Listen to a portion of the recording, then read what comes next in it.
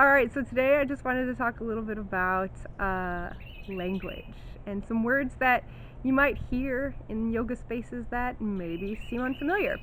I think most of us have some concept that yoga, was formed over thousands of years, mostly in India, or that region. And so a lot of words in yoga come from Sanskrit, which is something that might be pretty unfamiliar to most North Americans.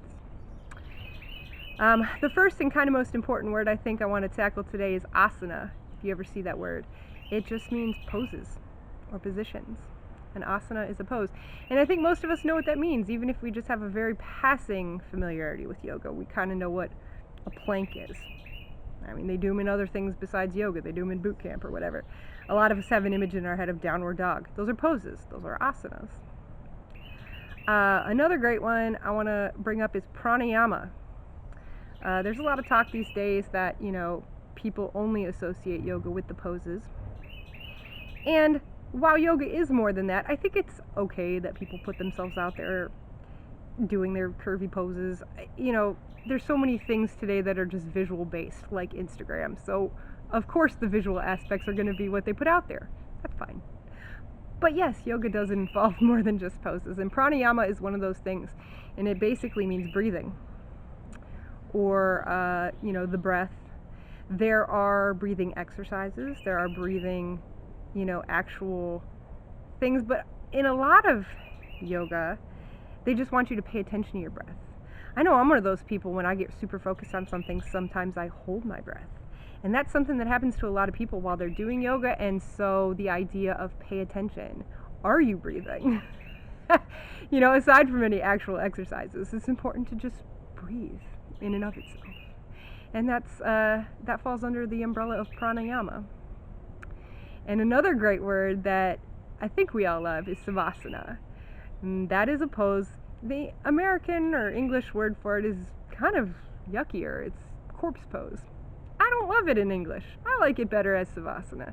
And at the end of your yoga practice, you usually have a few minutes to just lay on your back and chill. And that's super important for more reasons than just the cool down aspect, the physical relaxation. Even I have a toddler, and even in toddler books, they talk about the brain and how we need to rest sometimes.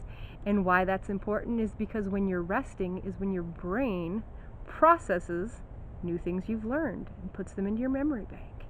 And for a lot of people, when they do yoga, things might come up, either a revelation of some sort, which could be mental, or emotions come up. And so that rest time is not only for your body, but for your mind and your emotions to just process anything that's maybe come up during your yoga practice.